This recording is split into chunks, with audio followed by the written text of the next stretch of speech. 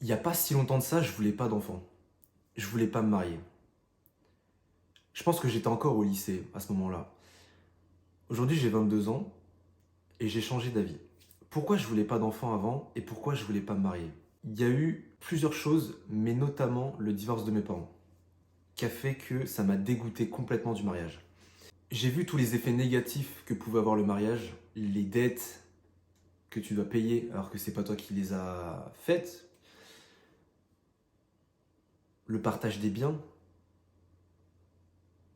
alors que c'est peut-être toi qui les as payés,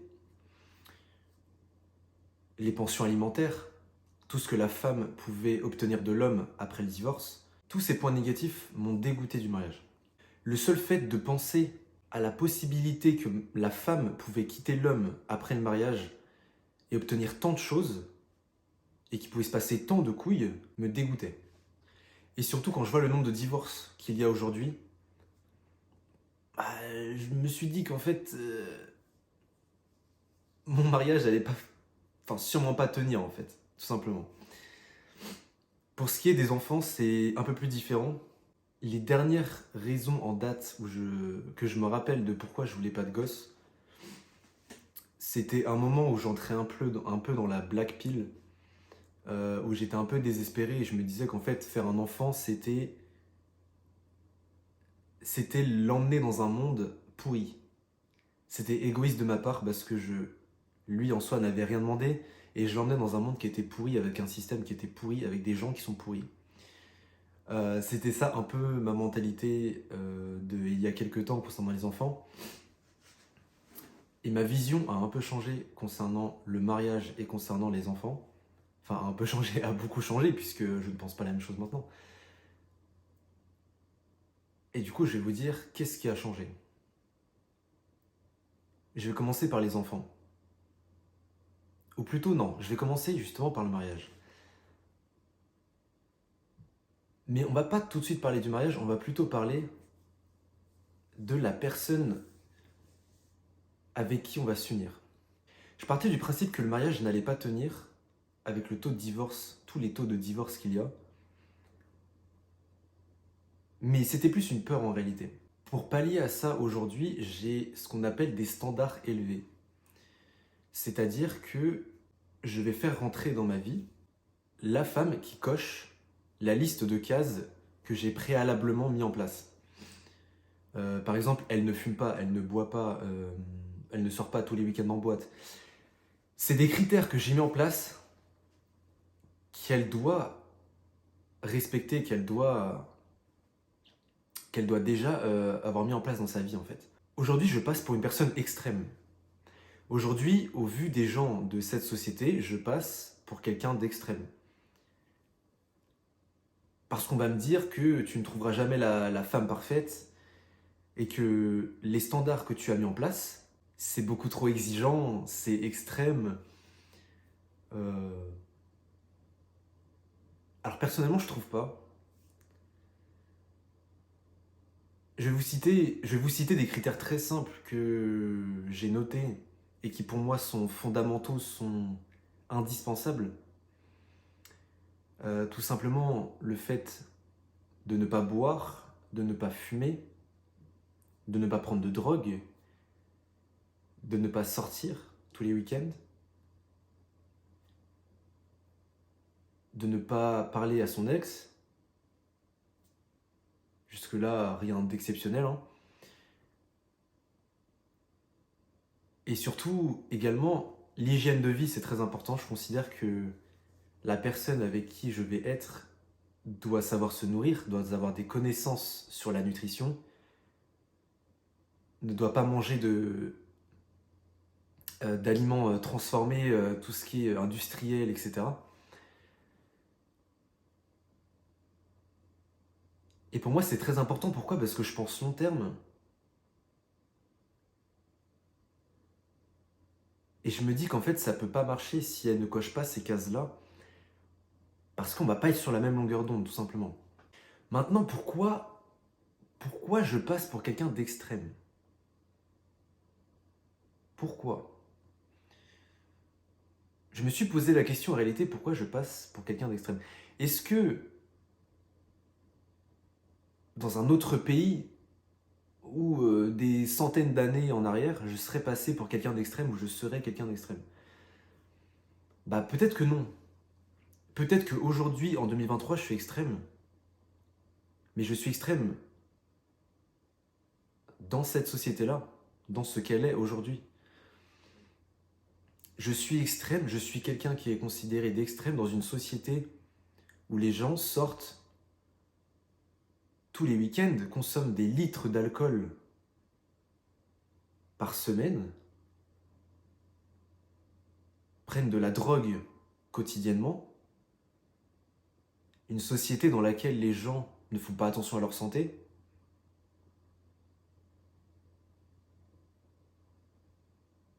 ne mangent même pas de la vraie nourriture parce que c'est des produits transformés, parce qu'ils n'ont pas le temps.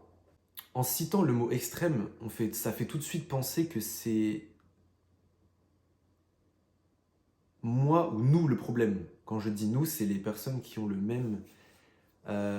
même philosophie de vie ou qui ont tout simplement la même hygiène de vie que moi ou les mêmes pensées, etc. Le mot extrême fait penser que oui, c'est nous qui sommes dans l'abus, entre guillemets, qui sommes pas normaux en fait. On n'a pas des pensées normales apparemment, ou je sais pas, mais ça renvoie à quelque chose de négatif, le mot extrême. Il n'y a pas de notion d'équilibre, entre guillemets, ou de juste milieu. Mais tous les points que je viens de vous citer, à votre avis, il est où le problème? Est-ce qu'il est dans ma façon de penser? Le fait d'avoir une hygiène de vie correcte? Le fait de ne pas nuire à ma santé? Consciemment, hein. Le fait de fumer, parce qu'il y a des gens qui fument, qui sont conscients que ça les tue, mais ils continuent. Les gens nuisent à leur santé constamment, consciemment. Est-ce que c'est ma façon de penser le problème? Ou est-ce que c'est ce qui se passe dans cette société le problème? Est-ce que les gens sont assez éduqués sur comment prendre soin de leur santé? Je pense pas. Je pense plutôt qu'il y a un réel problème dans comment on nous éduque dans cette société. Et je vais pas blâmer les gens. Je vais pas dire que c'est eux le problème, c'est plutôt comment ils ont été éduqués dans cette société. Et j'ai été éduqué pareil, mais j'ai eu un déclic. Mais pas tout le monde l'a le déclic. Pas tout le monde l'a au même moment, et il y a des gens qui l'ont pas du tout. Pourquoi tous ces hauts standards? Ces hauts standards, ils sont là parce que je me dis que la personne avec qui je vais être, c'est la personne avec qui je ne veux faire qu'un. C'est la personne que je vais aimer, et c'est la personne avec qui je vais avoir un enfant. La personne que je veux aimer, je ne peux l'aimer que si elle coche les cases, et que si elle s'aime, elle. Je considère que tu ne t'aimes pas à partir du moment où tu te tues. Pour moi, tu ne t'aimes pas. Je ne peux l'aimer que si elle prend soin de sa santé. Que si elle a une vraie hygiène de vie. Que si elle est intelligente. Je ne l'ai pas cité tout à l'heure, mais l'intelligence, c'est un des gros points aussi. Parce que tout ça, c'est une forme d'intelligence. Enfin, le fait d'être conscient, d'être en bonne santé, de faire des efforts dans sa nutrition, de faire des recherches sur comment être en meilleure santé, etc. Comment être un meilleur être humain, en fait, tout simplement. C'est pas que physique, c'est pas que au niveau de la santé, c'est au niveau de l'intelligence. Tout ça, c'est une forme d'intelligence, c'est une forme de conscience, c'est une forme d'éveil. On n'est pas juste en mode conduite automatique, on n'est pas des robots, on est vraiment conscient de ce qu'on fait. Et pense à ton enfant. Je peux pas m'empêcher de penser à mon enfant et de me dire, si je me mets avec une fille qui fume, qui prend de la drogue, qui mange de la merde, comment va être mon enfant? Quel père veut que son enfant soit faible? Quel père veut que son enfant soit empoisonné alors qu'il n'est même pas encore sorti du ventre de sa mère? Avec l'alcool, la fumette, la fausse nourriture. Quel père veut ça de son enfant?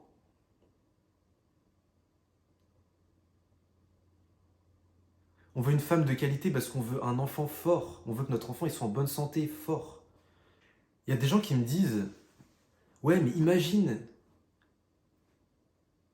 elle fume, mais dans tout le reste, elle est parfaite. Tu vas quand même pas la prendre. Ouais. Bah ouais, je vais pas la prendre. Je vais pas la prendre parce qu'elle est débile sur ce point-là. Parce qu'elle fume. Parce qu'elle fume. Et ce raisonnement-là, il est débile parce qu'elle sera jamais parfaite. Elle sera jamais parfaite. Et on peut pas dire que juste elle fume et à côté elle est parfaite. Elle sera jamais parfaite à côté. Elle sera jamais parfaite à côté. Donc non, je la prends pas. Et tu devrais faire pareil. Parce que tu sais que c'est un échec d'avance.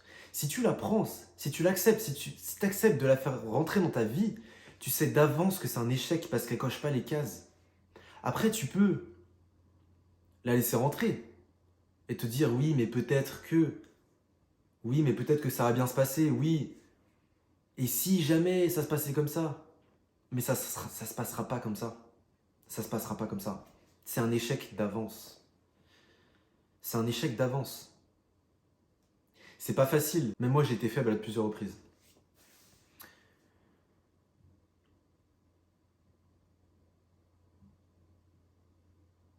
Mais en réalité, il faut le faire parce qu'au fond de toi, tu sais que c'est pas la bonne chose.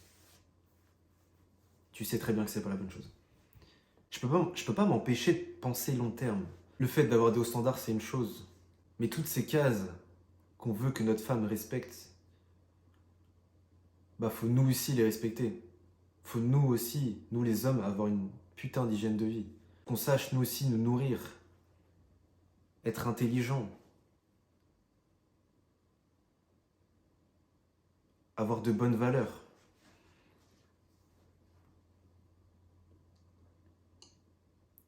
Être des hommes, quoi. Et ça, c'est le travail d'une vie. Parce qu'on n'a jamais fini. On n'a jamais fini. C'est le travail d'une vie. Mais c'est ça qui fait qu'on se lève le matin, en fait. Mais tout ça, on le fait, au final, c'est pour notre femme du futur. En réalité, tout ça, on le fait, c'est pour notre femme. S'il n'y avait pas les femmes, on ne serait pas autant motivé, on n'aurait pas l'envie de conquérir tout. On n'aurait pas envie d'être meilleur.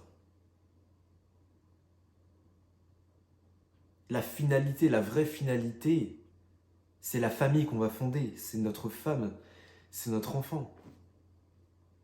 Parce qu'on vient sur Terre pour ça aussi. C'est la vraie finalité. C'est ça qui nous pousse à nous lever le matin.